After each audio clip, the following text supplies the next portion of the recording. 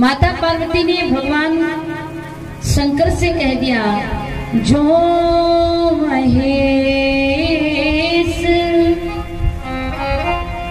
मोहिया सुदेही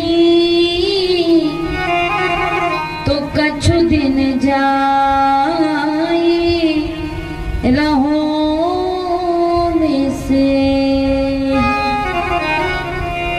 कि हे भोले बाबा, आप नहीं जाना चाहते कोई बात नहीं, पर कम से कम मुझे तो आज्ञा दे दो। आज भगवान शंकर ने माता सती को आज्ञा दे दी। माता सती गणों के साथ अपने पिताजी के यहाँ यज्ञ में पहुंची। लेकिन जब यज्ञ में गई तो क्या हुआ? पिता भवन जब गई भवानी, पिता भवन जब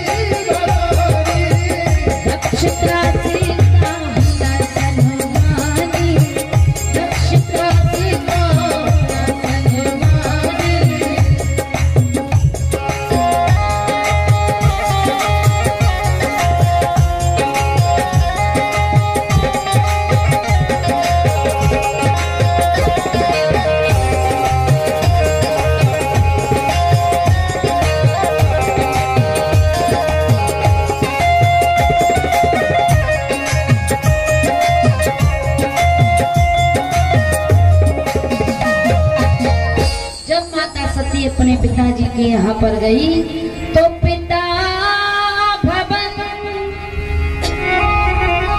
जब गई भवानी, ओ भैया दक्ष त्रास काहू न सन्मानी, बोले सादर भले ही मिली कुमाता, भगिनी मिली बहुत मुस्काता। दक्षिण कछु पूछी कुशलाता, सती ही बिलोक जरे सब गाता। जैसे ही माता सती अपने पिताजी के यहाँ पर पहुंची, महाराज दक्ष ने देख लिया पर कोई हाल समाचार नहीं पूछा। बहनें मिली तो बहनें मिली, लेकिन बात नहीं की, मिली नहीं, पास आकर हाल समाचार नहीं पूछा, बस मुस्कुराई, हंसी उड़ाई, मजाक उड़ाई। मजाक कैसा? कुछ विद्वान बतलाते हैं कि जैसे ही माता सती अपने पिताजी के यहाँ पहुंची तो बहनें आई और बहनों ने आकर पूछा, कहो सती आ गई? माता सती ने कहा, हाँ बहन आ गई। तो दूसरी कहती है कि अरे तुम तो हमारे पिताजी की सबसे प्यारी पुत्री हो, सबसे बड़ी पुत्री हो, तुमको तो सबसे पहले आना चाहिए था, पर तुम अब आ रही हो। तो दूसरी कहती है, ठीक है देर से आई जल्दी आई, आई तो सही। बहनें इस प्रकार उपहास कर रही थी, तब तक एक बहन बोल पड़ी कि सती एक बात बताओ। कहा क्या? कि बुरा तो नहीं मानोगी? माता सती ने कहा बिल्कुल बुरा नहीं मानोगी। एक बात पूछे? कहा हाँ पूछो। तो माता सती से पूछने लगी, बहन हमने सुना है कि तुम्हें कोई आमंत्रण निमंत्रण बुलावा नहीं दिया गया, तुम बिना निमंत्रण की आई हो। ये बात माता सती को बहुत बुरी लगी। माता सती ने अपना मस्तक झुकाया और धीमे सुर में कह दिया, हाँ बहन मेरे लिए कोई आमंत्रण निमंत्रण बुलावा नहीं था, मैं तो बिना बुलाए आई। दूसरी बहन कहती है कि देखो बिना बुलाए आई, चाहे जैसे भी आई पर आ गई। पर सती एक बात सुनो, अगर तुम्हारी जगह हम होते तो हम तो बिल्कुल नहीं आते, पर तुम आ गई तो कोई बात नहीं, ठीक है आ तो गई हो। माता सती का मजाक उड़ाया गया, बहनों ने उपहास किया, लेकिन सती जी ने सोचा चलो छोटी बहनें हैं, अगर मजाक कर लिया तो कोई बात नहीं। लेकिन माता सती जब यज्ञ मंडप में गई तो यज्ञ मंडप में जाकर देखा सभी देवी देवताओं के स्थान सुनिश्चित हैं, लेकिन भगवान शंकर का कहीं कोई स्थान नहीं है। आज माता सती ने अपना अपमान सह लिया, लेकिन जहाँ भगवान शंकर के अपमान की बारी आई, माता सती बोल पड़ी। माता सती कहती है कि जिन जिन ने भगवान शंकर की निंदा की है, जिन जिन ने भगवान शंकर की निंदा सुनी है, उन्हें उनकी करनी का फल अवश्य मिलेगा। तो किसी ने पूछ लिया क्या करोगी, पिता का परित्याग कर दोगी?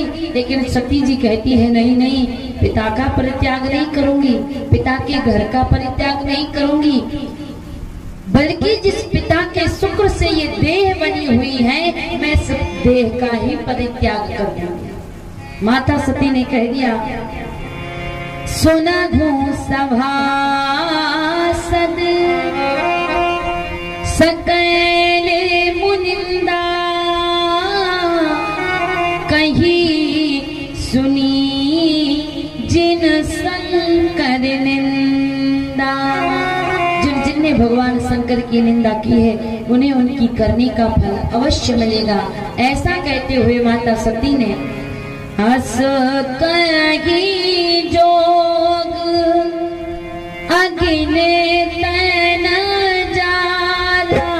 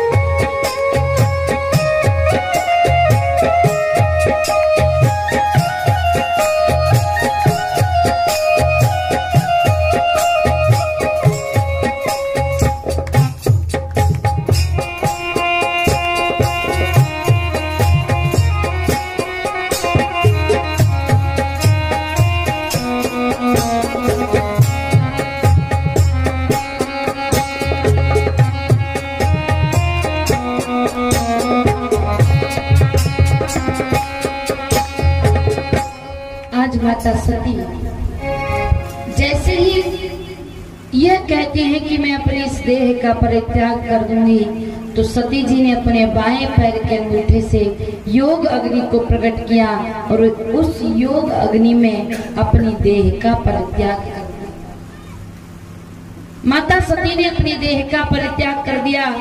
पूरे यज्ञ मंडप में हाहाकार मचने लगा। ये खबर भगवान शंकर को मिली। भगवान शंकर को क्रोध आया और क्रोध में भगवान शंकर ने अपनी जटा उखाड़कर जमीन पर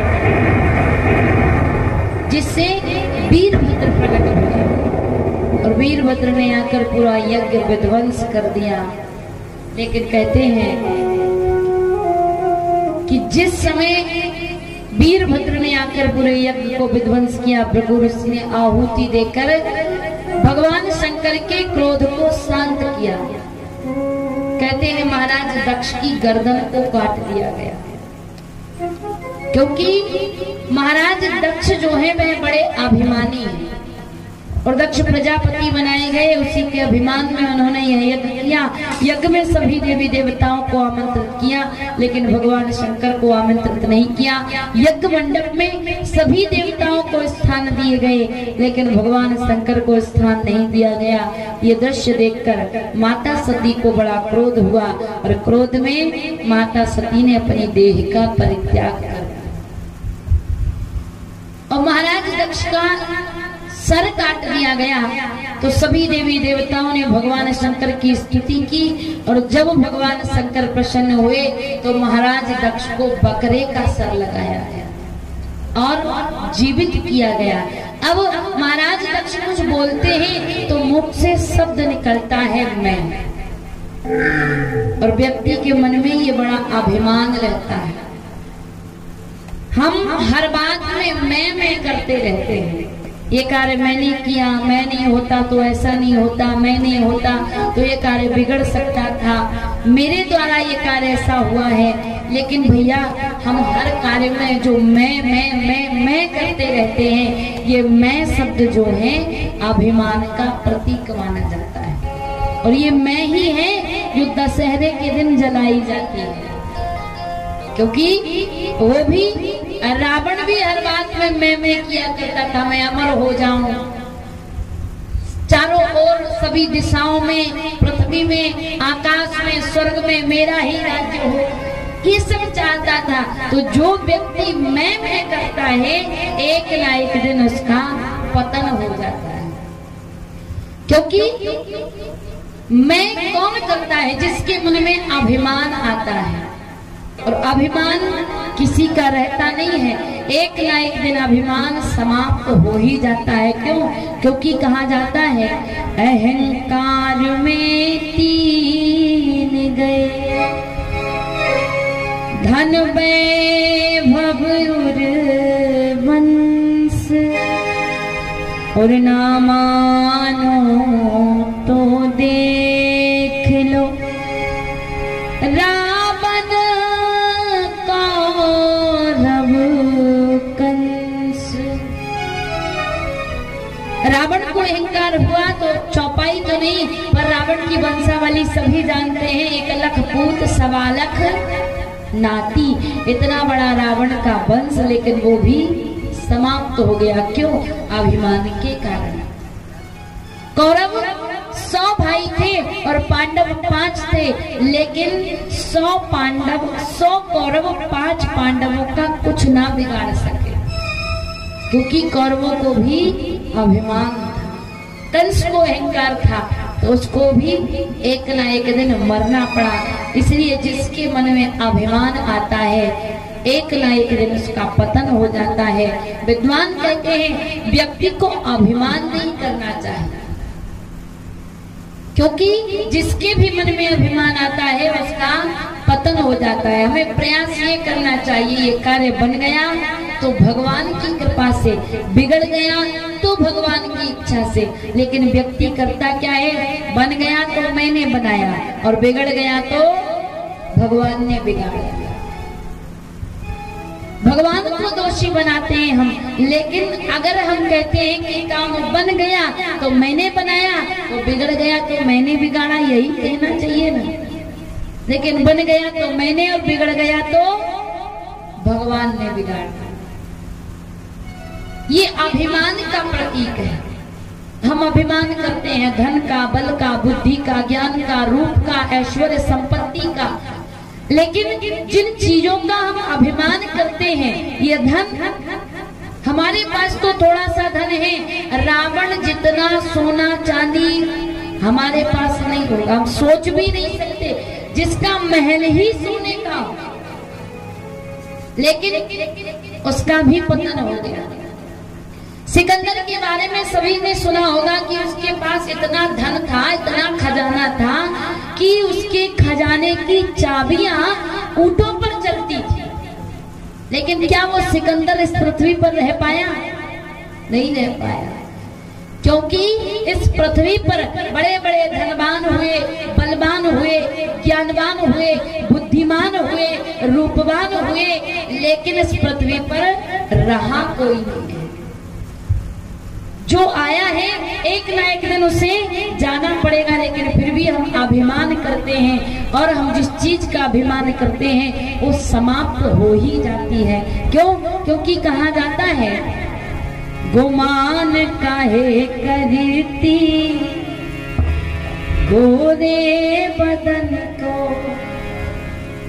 गुमान काहे करती गोरे बदन को, गुमान काहे करती गोरे बदन को, गुमान काहे करती गोरे बदन को, गुमान काहे करती गोरे बदन को।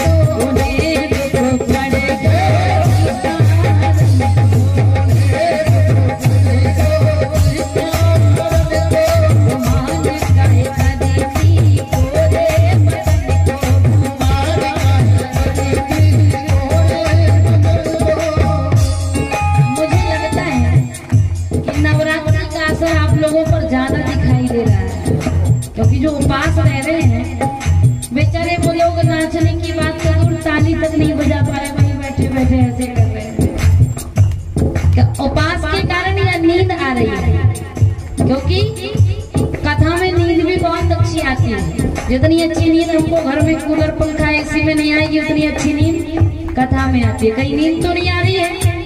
आ रही है क्या? अगर आप लोग जाग रहे हैं तो अपने जागने का परिचय दें। सभी लोग दोनों हाथ ऊपर उठाएंगे और तालियों की सेवा करेंगे और जिनको नाचना आता है वो नाचेंगे।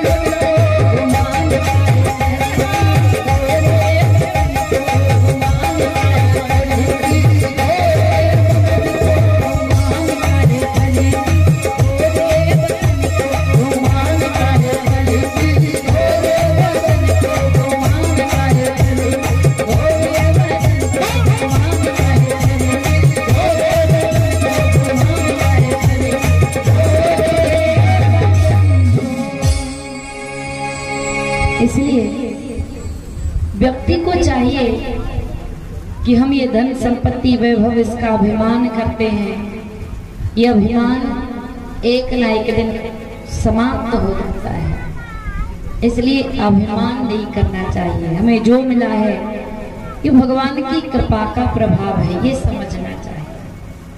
महाराज दक्ष को बड़ा अभिमान था, तो महाराज दक्ष का जब सर काटा गया, बकरे का सर लगाया गया, अब महाराज दक्ष कुछ बोलने का प्रयास भी करते हैं तो मुख से निकलता है मैं। और जब पार्वती जी का जन्म महाराज हिमाचल के यहाँ पर हुआ, तो वहां पर माता कौन है? मैना। यहाँ पिता कौन है? दक्ष, जो हर समय मैं करते रहते हैं। लेकिन वहां जब जन्म होता है तो वहां माता कौन है? मैं ना। यहाँ अभिमान है और वहां अभिमान की शून्य वृत्ति है, अभिमान नहीं है। और जहाँ अभिमान होता है वहां सती जैसी क्रोधी पुत्री का जन्म होता है, और जहाँ पर अभिमान की शून्य वृत्ति होती है वहां पार्वती जैसी पुत्री का जन्म होता है। जब माता सती ने अपनी देह का परित्याग कर दिया, भगवान शंकर को पता चला। भगवान शंकर आए और कहते हैं माता सती की देह को उठाकर, और भगवान शंकर चले। जहां जहां पर माता सती के अंग प्रत्यंग गिरे वहां पर शक्तिपीठ स्थापित हो गए।